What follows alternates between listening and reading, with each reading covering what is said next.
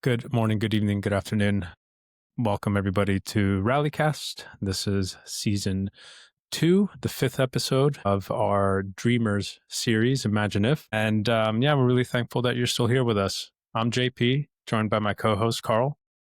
Hey, everybody. Good to be here. Thank you, JP. Appreciate the introduction. I'm looking forward to another great discussion. Yeah, and we're keeping our return listeners on their toes. But if you're a new listener, my name is John Paul, go by JP, and just very excited for today's conversation. The topic, as we all know, will coalesce by the end, but our guest is here physically, and we're joined by Bo Heiden. Tell us a little bit about yourself and our listeners. Yeah. Thank you so much for inviting me here. Yeah, where do I start? It's I'm an American that's been in Europe for many years now. I came over to play professional basketball. That's why I'm so tall. And then, as everyone does, I transitioned from basketball into intellectual property, right? That's what we all do. That's right. So I continued to do my master's and my PhD when I was playing basketball.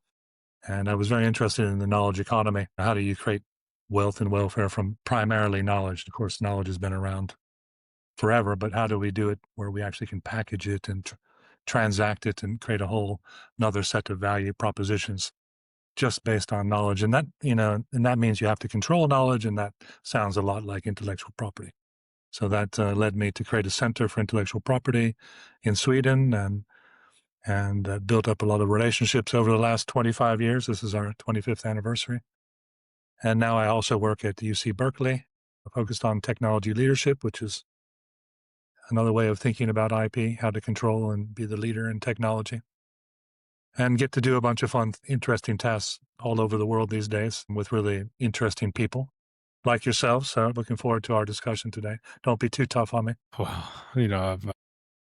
I was never good on the basketball court, so make sure we just don't get boxed out, and we'll see how many puns we can get in.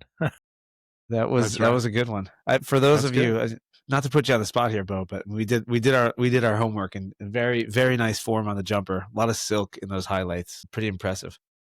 Yeah, in the highlights, you never miss a shot in the highlight film, right? So you always look pretty good. So even Giannis probably looks good from the free throw line in a highlight film. That's right. But I did have a good jumper. I did. I was a poor man's Larry Bird, so a little bit of everything. Maybe now poor man's Doncic would be the modern version, right? That's right. No, it's funny. We share that common thread. I played basketball, not on the level that you did, but as a 3-man. And actually, for those listeners who do not know, shout out to our chief commercial officer, Andreas Sellender. He shares both the basketball background in Europe with Bo, and also in the IP world. They've crossed paths, and I think that's how we kind of landed here today, right, JP? In terms of the connection. So a lot of semi-pro and professional basketball / IP vibes. I can almost put a team together now. That's good. We're getting there. Yeah. Very I'll cool. be the guy that they traded Doncic for, that no one remembers, like the Sam Bowie of the bunch. Wally Zerbiak, former Celtic.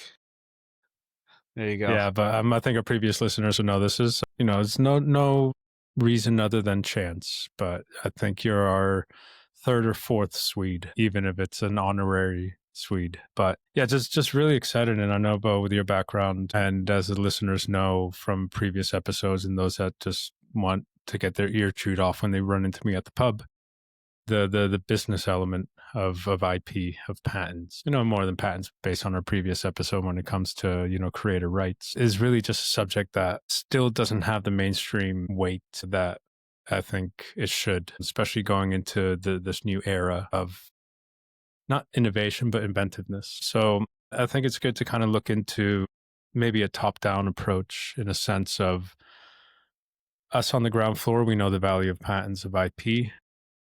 I think most of our listeners also as well. So we're not here to do a, patents 101, but what if the board or the top level strategic decision makers looked at IP, patents, marks, etc., as what was it you said, a profit center versus a cost center, and actual value. So I think that'd be a good opportunity to have a start and spark our conversation in a sense. The jump ball would be that. All right. Yeah, it's a good topic. It's basically one that we created our whole center around 25 years ago, was how to see intellectual property integral in creating value for businesses and for society. And I think one of the issues is that it's a bit ubiquitous, right? It's all around us all the time, but we don't really perceive it. I mean, people see brands, but they don't think about the intellectual property behind it. They see technology, they see software, they see all these things. Once in a while, something comes up that pushes people to see this, but for most of the time, they don't see it. And a lot of the value is created and flows into other things, right? So if you had if the board, I think it's a mixture, right? It's important to have this top-down approach, as you said. I think we've been working at SIP for a long time, pushing up, from bottom up, how to get IP people to be more business thinking. I think that's worked quite well to a certain extent, but I think it's hard to explain the value of IP without really having this clear understanding of the business language. And what would be best, of course, is if the board members of a company were the ones that wanted to ask the key questions and were pulling as opposed to pushing, maybe, as a way of thinking about it. So if you take this thought experiment that you mentioned, if all IP departments had to be profit centers instead of cost centers, then you wouldn't, as a cost center, you get your money, you do your thing, you create some value, but you don't really see it. But if you're a profit center, now you have to go to everyone and convince them to give you money to do something, right? And it would be very easy for those companies that generate a lot of money through licensing. But there's a lot of companies, and even those companies create a lot of value through IP in other ways. But then you'd have to go to the head of the business unit and say, we're thinking of creating a patent portfolio. How much is it worth to you, right, to do that? And then that would force this conversation about why we do what we do. When it's a cost center, it can kind of happen off to the side. If it creates value through products, it probably isn't going to be credited to the IP department.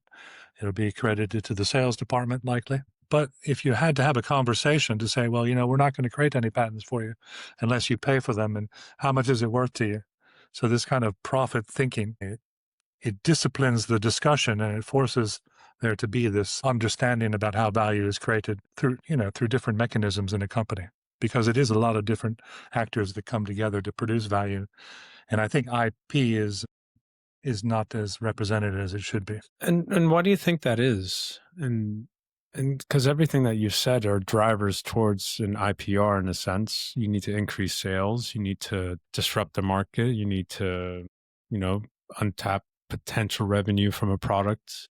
But everything is what's leading towards a decision to file a patent. Why would you say that there's such a, let's say, gap between the connecting of the dots in a sense? Well, I think there's a how do you say, a division of labor issue. In Adam Smith's pin factory, they break the pin construction into like 18 pieces, and they produce a hell of a lot more pins than one person producing the pin. The problem is that one person is just doing a small part of it. And I think there's a division of labor in IP where there's this implicit understanding that IP is important, and therefore let's do it, and let's do it very efficiently. But we have this tyranny of efficiency where we're doing things very efficient, but we've stopped discussing whether it's actually valuable or not, right? Well, There's yeah, an I think assumption that it must be valuable, but is it really, right? We need to ever so often we need to go back up and see the big picture and ask the question. Sorry, Carl, go ahead. no, I was going to say, I mean, I guess it begs the question of like how far does the understanding of that value reach? And you're looking at like the efficiencies, and there might be an understanding that you're creating value within the the IP organization itself, or the R&D organization itself, but it's where does it stop? How does it get further than that? I think that's part of the question too, is why doesn't it, and if it doesn't, what can be done to kind of change that? Yeah, so there's a need, and we've done this for many years, trying to educate business people about IP and IP people about business. They need to meet somewhere. They both need each other. But we haven't necessarily been as entrepreneurially good in IP, I think, at communicating the value. And that's because we're a bit specialized, right? If you're specialized in being an engineer that knows how to create patents, for example, then maybe that's not necessarily the specialty that gets you to be an entrepreneurial communicator in a business strategy sense, right? So maybe some of these positions are not necessarily, they're designed for specialists, not for the generalists or strategists, right? And there's nothing wrong with that. It's just that, as as time goes by, all specialities go away over time, right? So you need to keep your head up and see how you need to justify what you do and how you can become more valuable for the company. And I think that's in line with the episode 2 that we had about, imagine if looking back, you had the confidence to speak up, because the view that you're saying now is not a new view. View was there 10 years ago, 15 years ago. It doesn't take AI to see the value of patent data. But I think, like when you said tyranny of efficiency, that's a good way of looking at it, in a sense of the drive to optimize creates blind spots where opportunity exists. And it's also another thing where you said you lose because a patent right is for the better of mankind. It's IP is a human right. And if you don't see the benefit of what you're creating for the benefit of others, not necessarily your own, then that also kind of closes the shot up. Thank you, Ben. We'll edit this one. Well, that kind of closes the shop a little bit. What would you say, Bo, because it seems that trying to teach IP business sense and business IP sense, the way you're describing it is two positive charge magnets. They'll never meet. What's crazy is that, and then what would you, sorry to get closer, what would you say is a way to get those magnets to connect? Yeah, that is the question that we've been asking for the last 25 years. So when we teach business to IP people and teach IP to business people, what do you think is easier? What would be your prediction? Business to IP. It's actually easier to teach IP to business people. Maybe, except for the fact that no business person, I shouldn't say no, but most business people won't sign up for a course with the word intellectual property in it. But if they go and it's taught properly, they actually, because business people, these are the people who buy books at the, to read on the airplane about how to make more money, right? And once they learn that IP is a tool for them to make more money, they're in, right? All of a sudden, they start to, once they understand that, they start to ask, like, and how long does a patent last? And what is those dates again? And all that. They start to pull that because they see that this could be valuable. And they're always looking for something. So business people, the struggle is to get them to come into the room in the first place. Sometimes I deceive them. I said, we're going to talk about advanced innovation management. And then I talk about IP, which is technically correct. And they're like, oh, this is great. I haven't heard about it like this before. When it comes to IP for business, IP people are very busy. They're specialists. They have a lot of work to get done to say, now you need to understand the whole business of the company and take that into account. I think people want to do it, but it's an effort, right? And it's not really what they get paid to do. And how many people want to raise their hand and say, I'd like to discuss how much value we're creating for real now, and let's have a discussion. Could you put the spotlight on me? And I like to do this extra work, and I don't want any extra pay, really. Just I want extra accountability. You really have to be entrepreneurial to pull this off, I think, where business people have more room, more space for this. And would you say the immediacy of, let's say, the return on investment on making a decision on a marketing campaign or a new sales strategy is more immediate than what you receive on a patent, let's say? And this is in no way mean to our business users, the shiny ball syndrome that affects a lot of decision making, could that also be potentially what could be slowing that down? That's another good point. So, we want to see what's right in front of us. We have the quarterly earnings reports. IP is definitely a midterm type of asset, right? My joke is if you're a good IP person, you leave every 6 years before anyone finds out what's really happened for what you've done. But that's a little bit of the truth in the joke, that you have to kind of get an organization to think short term, to think longer term. And that just adds to the communicative challenge. Remember, when you're a cost center, you're not really asked to say how much money you're creating for the company. You receive a certain budget and you spend it. And therefore, there's some anonymity in the cost center, right? You can do your job, do it well, and be a little bit under the radar. Whereas if you're a profit center, you need to have more income than cost, otherwise you're in trouble. And that's why the thought experiment is so useful, because it forces you to say, how am I creating value, and get other people to agree. I think that's a good segue to kind of a more future thought. And everyone's afraid of AI in some way. My parents are afraid that AI is going to do things that they see on Instagram, the videos they send. I'm glad to see they're on Instagram. That's pretty good stuff. Yeah, that's how they see the grandchildren. But everyone has a fear that AI is going to take their job or in some way. And, I'm always like, it's pretty obvious conversation now. So it's not, beat the horse while it's down in a sense, but there's more of a risk if you're seen as a cost center to be deemed an asset to automate when the other way around. So I think when we were kind of chatting last week, this idea of heading for the higher ground and a few comments around potential roles that could be automated, such as these decision maker roles could go to AI. But what if AI kind of took over IP in a sense? What impact would that have in a dystopian sense? But what do you think? Dystopian, yeah. It's interesting. It's interesting to think about this, and I know IP Rally works with AI-enabled tools. I think we're all in a movie, right, where in one of those movies where a big tsunami is coming and we're all heading up to higher ground. When it comes to AI, it's only, in my mind, it's really only a question of time. Is it 100 years? Is it 10 years? And so gradually the water level will keep going up. I remember when Kasparov said, only a real, generative AI system, could beat someone in chess. And that actually turned out not to be that complicated at all, right? Relatively speaking. So, so a lot of tasks are going to go away without having there to be, a singularity. So this is going to keep going. And it makes sense, because it's like that everywhere, right? All tasks are automated away over time. I mean, a couple hundred years ago, we had, half to 80% or 90% of the population doing farming, and now it's less than 2%, right? And we have more food than we ever had. Same with automation, and in factories, we're going to have more things being produced with less people. It's all because of this. Why? So the first question would be, why would we expect IP to be different? I know there'll be people that'll have the Kasparov thinking, well, a machine can't do a patent. A machine can't beat me in chess.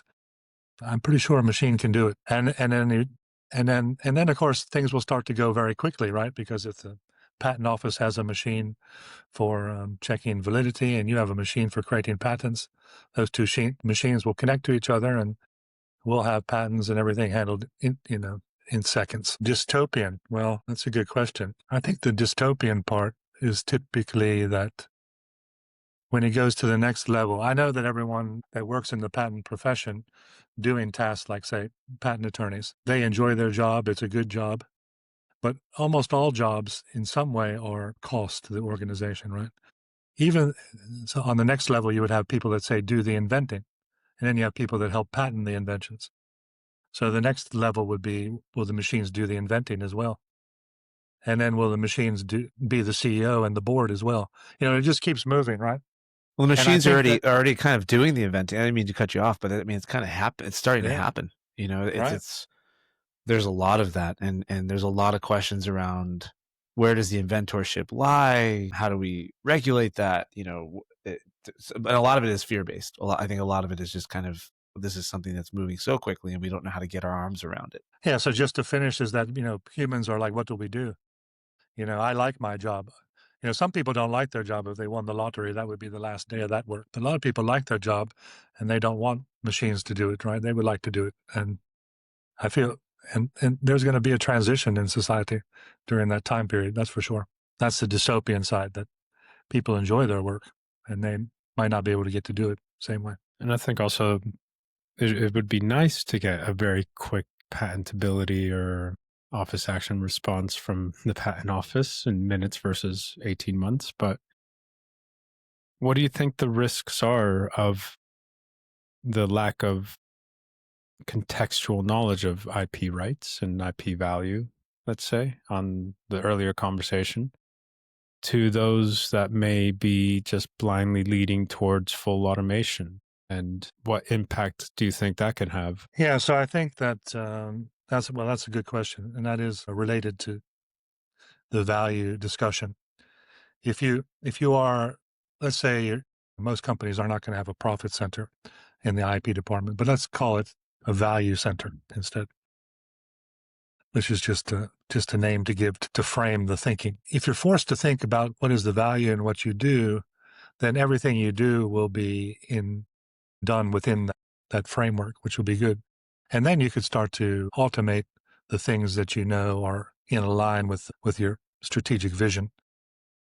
If you just automate the things that you're doing where you don't know if they're creating value or not, then of course that's going to be problematic. Now, in the past, SAP, before they would come in and automate information systems for companies, they would bring in a management consultant firm to make sure the processes were done properly, because you don't want to automate the mess, right? So now is a good time to start to think about that as we come in and automate. We don't want to automate for automation's sake. Now is a good time to lift up the head, see the forest for the trees, and think, why do we do what we do? Why? I think we need a why campaign, and where we have the CEO of the company sitting on the shoulder every time you're like, I think I'm going to file an opposition. Why? And then when you answer, CEO says, so what? Explain it to me in earnings per share, right? And I think that would be very helpful, right? And then we automate the things that can be automated, which only makes sense, right? I mean, the title for your house is important, right? That's the property right for your house. But who was the guy who titled your house? Is that a button that they push at the realtor office? It's been automated away.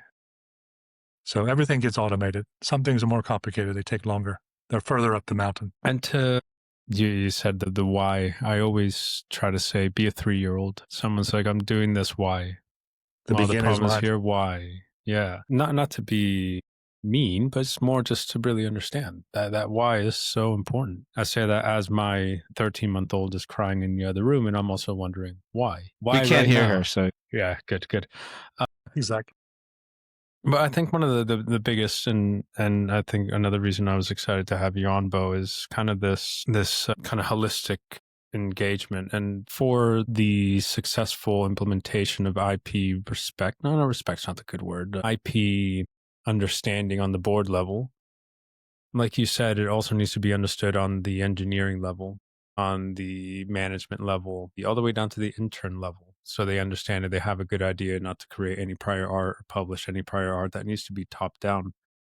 So I'd like to kind of ask you, imagine if maybe you wouldn't have a job, but imagine if IP was everywhere in the company. What impact do you think that would have on future growth and future ability of valuable patents? Yeah, that's a good question. I think that IP is everywhere in the company, right? The question is it managed properly, right? It's a little bit like an American healthcare system. We say some people don't have healthcare insurance. Well, they can show up at the emergency room, so they're getting healthcare. It's just not managed very well, right? It's a bad management. And so that's the same thing here. It's depending on I always like to start out by what is the definition of IP with IP professionals and business people. And I usually get three answers, and I'm about to write a blog on this, so this will come out shortly. But some people will say like technology, software, designs, brands. Some people will say patents, trademark rights, copyright. And some people will talk about business value. And you have to bring them all together, right? And those don't all happen just in the IP department. Those are happening everywhere in the company.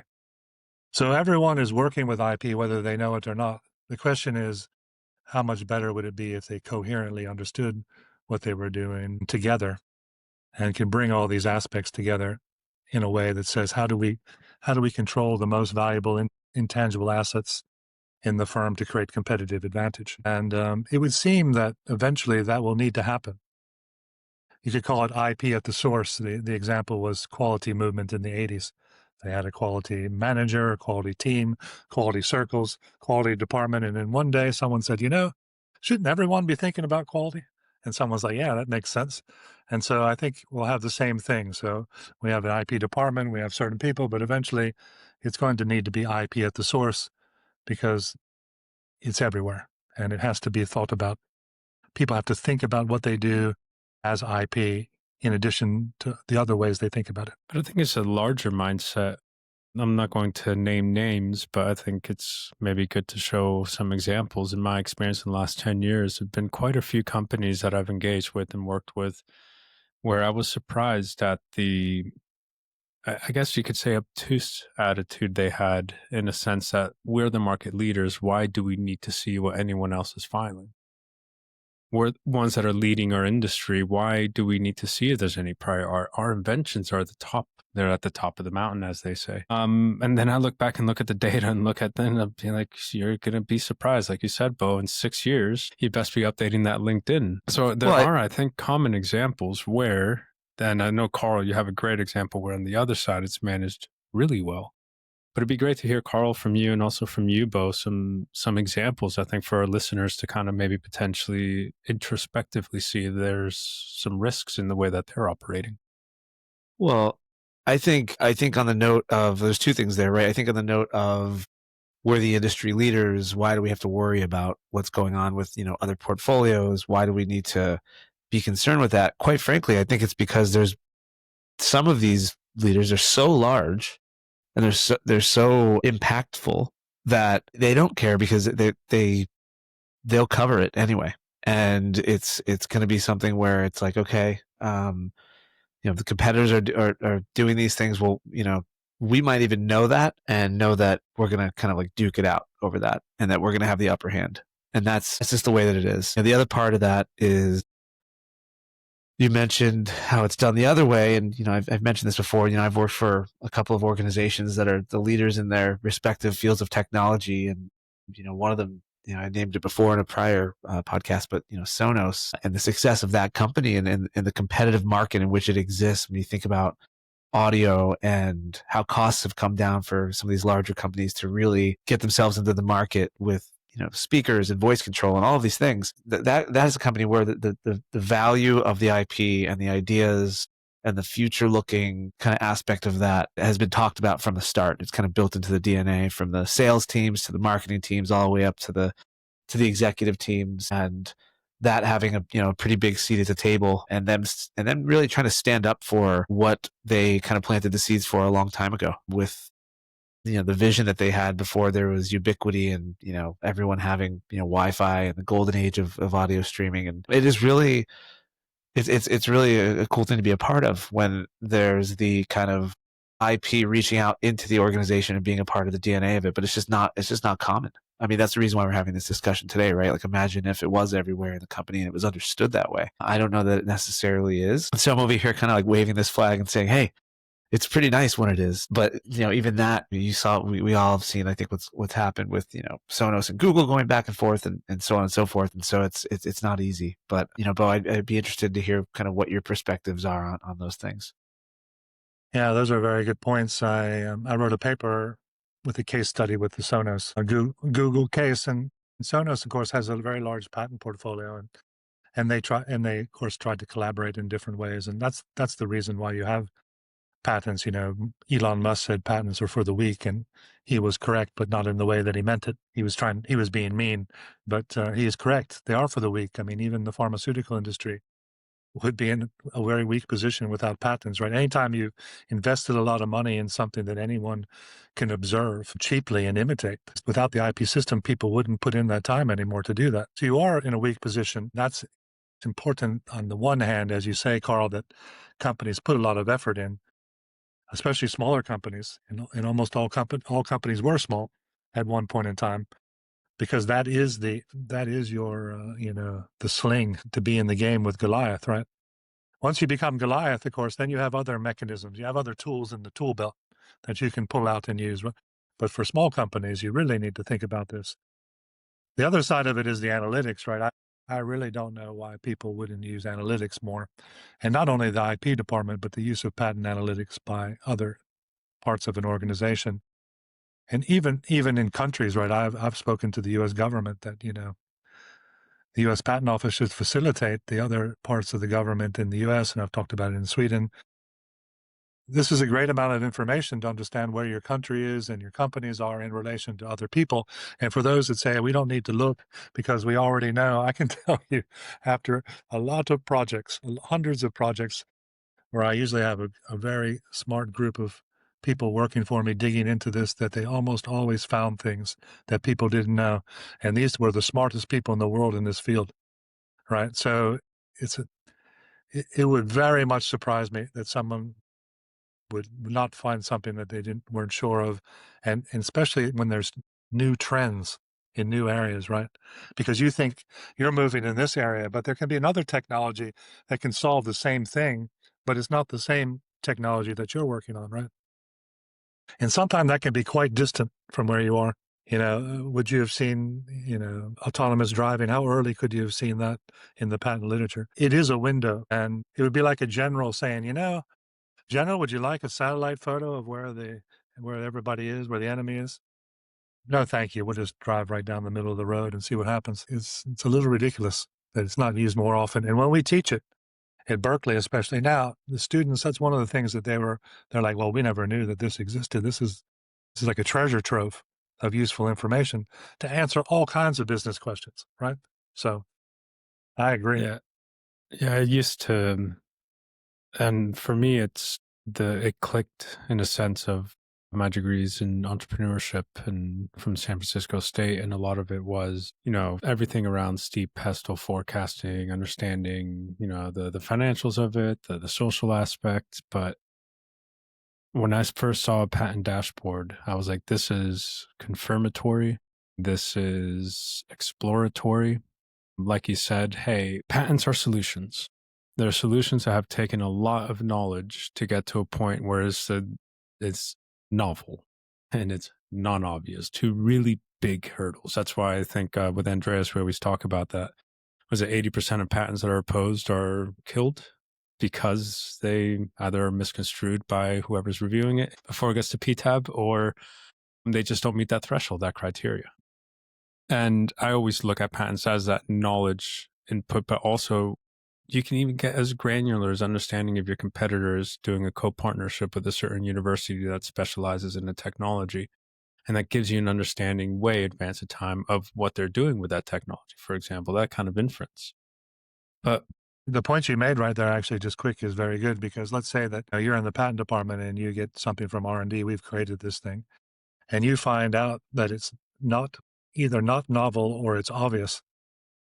That would have been good to know before you put the time into doing the R&D to put it out, right? And it probably was known. So it's not a good thing if something, whether you need a patent, that's another issue. But if it's not patentable, that's actually not a good thing, is it? You want novel and not obvious, no matter whether you patent or not. I think the patent database is more important outside of patents. What if you're trying to come up with a solution, someone's already done it? Why not find out who's the owner of that IP, reach out, license it, bring it through, save yourself the time and the effort to try to reinvent the wheel. Exactly. Or at least know who are the people out there and what's been done, right? And I think in the U.S., there's been a long history of lawyers saying, don't look into it, because then you can't get hit for triple damages. But now I've seen some courts say, well, if you don't put any effort into it, we're going to give you damages for willful ignorance, which I think is reasonable, because you can't, the whole system of the patent system is to disclose. And if no one's going to look, well, it doesn't really function properly then. Yeah, it's the old, I can't hear you, I can't see. Right. This is an interesting point. I think it goes beyond just like organizationally, like just thinking about, I have friends who are like entrepreneurs who are kind of trying to come up with ideas for things and, bouncing things off me. I have one friend in particular who does this all the time. And I love being able to go into like IP Rally or a tool like that from the start and just get a very high level layman's overview of what's out there on a very basic level. And that's just from a conversation I'm having with someone that's an entrepreneurial minded person. Imagine if that was something that everyone had access to. There's even at another those early imagine if stages. right there. Right. Exactly. It's my very first on the spot imagine if that I've come up with in the podcast. So I finally have earned my way onto the RallyCast here. You've earned your pin. Yeah. These tools are so good that if you go back home after a conversation and use them and come back the next day, people will be like, how did you get up to speed like this?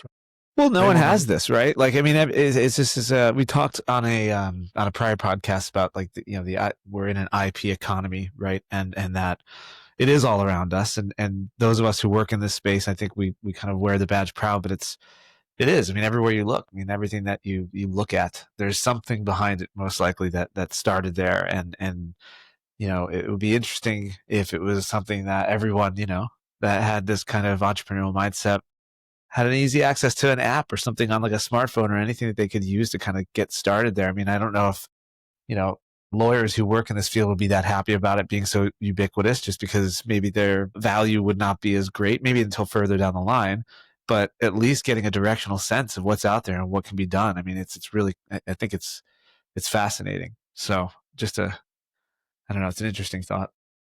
yeah, these tools are democratizing in a way, right? They give Right. everyone a relatively easy, accessible chance to be quite knowledgeable quite quickly.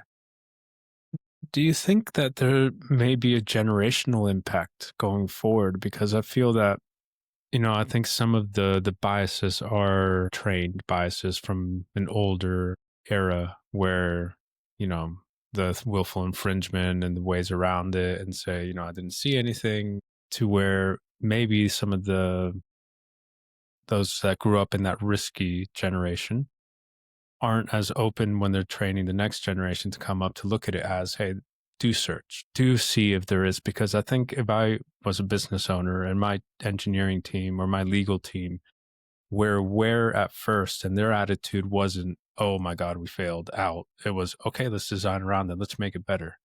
And in the end, that's a much valuable benefit of that knowledge, which would kind of bring me to another kind of topic, Yeah. which is kind of segueing into, you said earlier, knowledge economy. I said that, patents are a solution, and patent search tool is a solution database. I think a lot of the success that you have is by trying to find somebody with a solution, not somebody using the same tool as you to find that solution. That's the big value. But what if this knowledge was easy to monetize? Like easy to get a patent granted, and you can just chip off the block if you need it every now and then, or the gig economy, but a knowledge economy. Yeah, I mean that is basically the thinking behind SIP. So our tagline, how to facilitate the transformation of knowledge into wealth and welfare. And of course, typically in an industrial era, you took knowledge and you put it into a physical product and you sold the physical product. The thing that makes the knowledge economy, in my mind, the knowledge economy, and not just because knowledge has always been in the economy, is that you would be able to trade it as is, right? And then you can have a division of innovative labor, as they say. So, you can have some people who just only come up with ideas and then trade them. But if you can't trade knowledge, then you have to vertically integrate into the production of packaging of it as well, which is less efficient. And there's where we have the problem. The problem is that it's not, the thing that makes knowledge so valuable but also so difficult to control is that it's non-rival. We can all have it in our head at the same time. So who really owns it? Who really can use it? If you already know it, but I tell you that I have a patent on it, so even though you know how to do it, you can't do it, you're going to spend a lot of time trying to figure out that maybe my patent doesn't block you, right? So if you see the transfer of technology with patents, with knowledge, where if you read the patent, it wouldn't help you enough, you see that happens much easier.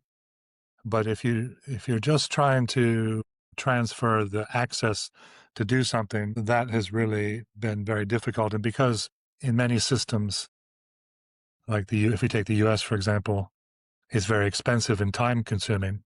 No one's really incentivized to make a deal on any high level immediately because it's just so difficult to enforce your patents. In fact, you could argue that if your patents were infinitely difficult to enforce, then you wouldn't have a patent system, right? So you can have it so that it's too much, and you can have it that it's too much. You have to find this right area, and I think it hasn't been easy enough to package and transfer knowledge to people to be able to create the vision of this knowledge economy. I mean, it happens, but it's not happening that efficiently. And do you think like looking at standard essentiality as one looks like, from the outside looking in as an opportunity to create an open, because you're essentially forcing the holders of that IP to license it because it's an essential. But that's in a very specific industry. Why doesn't that exist elsewhere? Yeah, so I think that anytime you have a system, right? And that's what, when I talk to people about standard essential patents, I'm always trying to get everyone to understand that this is a very collective system. Everyone agreed to throw their ideas and have them compete to see which ones are best to get into the standard.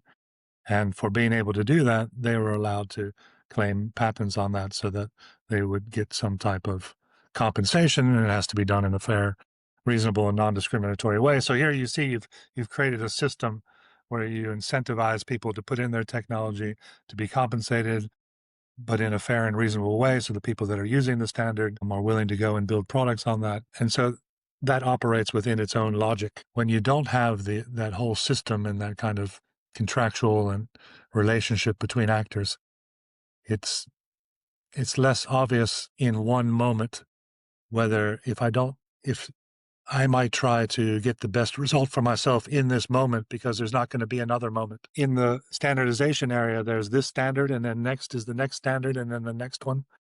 If you don't, if you misbehave in game theory, it's called a repeated game. People learn, right?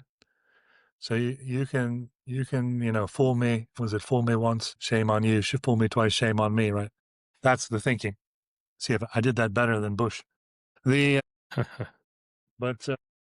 I was just going to say that we're getting into dangerous territory. So you have this issue that some ecosystems are designed in a way that people need each other, and it doesn't do good to push one side out too much. But then there's other situations where it's just this one-time situation, and then both sides are incentivized to get the most out of it. Does that make sense? Yeah, and it seems that you still need that human element in a sense. It seems difficult to automate that sort of decision making. And I know, like when we're saying heading for higher ground, I think we didn't mention the analogy in the beginning, but let's imagine AI is a tsunami. If you don't get to higher ground, it's gonna take you. So the human element is this awareness. So the whole point is trying to understand how to kind of get to that higher ground and survive. So what about that human side? The fears of infringement or the lack of knowledge of the value, everything that we've kind of been discussing now. Do you think this is a human-led change, or is it going to be something that it may be too late for the decision makers to see that they should have done something? What, in your view, is the kind of human side of everything? When it comes to IP in general or for AI? Yeah, on the subject of the growth of knowledge, respect, and understanding of IP throughout the business. Yeah. Is that human led? Is that us, like me, going to Carl, saying we need more enablement? Is it more, consulting firms looking at it more, like you said, prepare now for success in the future? Yeah, I think it's and it's the same with AI, right? There's a fear. Everything is kind of pushed by fear and greed, right? Where there's an opportunity, and maybe that sounds too polemic, but people are looking for opportunities or they're afraid of losing position. This is what drives companies and people. If you're comfortable in what you do, you probably don't want to change. And then this is what happens to companies. Most companies don't survive forever, right? Because they were very innovative, and then they became very efficient at doing something right. And then that efficiency trapped them. The tyranny of efficiency trapped them in one way, and they're not able to change for the next thing that comes, right? And people can be the same. We become very specialized. We like to do things. Things are changing. We don't want to do it. And then, of course, eventually the old way is gone, right? Everything leaves eventually, right? So the old way will be gone. And so if you want people to do this, it will be because people have a fear that they need to do better or they'll lose what they have, or a greed or an opportunist way of thinking that this is a chance to do more. And that can be both from the IP side and from the business side. I made a joke of my colleague, Ulf Peterson, who I created SIP with. We joked that in Sweden, we should create a state-sponsored patent assertion entity that went around suing companies as a mode of patent value awareness. Because if you get sued, usually the CEO of the company has to take notice, and now we can start a conversation. So it was a little extreme idea, but there's some usefulness in it, as you can see, because there needs to be some Just scare them. necessity, right? Yeah, you need necessity. People don't change without necessity, I don't think, because there are people that are changing and entrepreneurial all the time. But in general, most people, and this is human nature, you like repetition, you like it to be consistent and constant and whatnot. And there's a good feeling in that. And to be told that half of what you learned is not useful anymore, you need to learn some more things. Some people find that exhilarating and some very, very scary. Yeah, it's like guerrilla marketing in a sense. You break into someone's house to sell them a security system. Right, exactly. I always think that's what happens. When my neighbors get broken into, I think, was that the alarm company? No, I'm just saying. Maybe it's their other neighbors wanting to keep the streets safer, so everyone has an alarm system, so they're just going in. Yeah, and I guess it's important to look at that. And like I said, in my experience, I think every organization has the successful ones and the non-successful ones is a blend of personalities, and that's what drives a lot of the great decision making, some of the poor decision making. If you look at some marketing campaigns of late, but it really is just that human nature, and I think that's kind of driving a lot of, hopefully, the decision making. And to go back to the basketball analogy, you still need to have feet on the floor, boots on the ground, and a human nature. You don't have robots playing basketball or baseball. I know Major League Baseball is refusing to get robot umpires for the nature of the game, for better or for worse, but I hope that us in the IP space, in the patent space, corporate decision making, when the AI tsunami settles, in a sense, and that new lake is created, and we have a nice position, happy and healthy at the top. And that is the issue, right?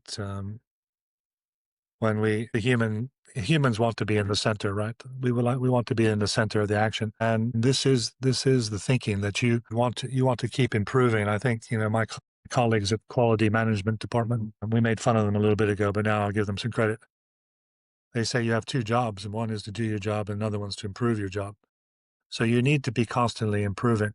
You should be improving that should be interesting in itself, and you should always be moving into more interesting things, and that should naturally help you on this progression, because the water level, AI or not, is always rising.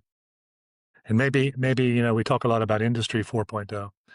We're going to have to talk about Humanity 4.0, and what does it mean in the future that doesn't have work in the exact same way. We should all want to get better because it's a more interesting work, right?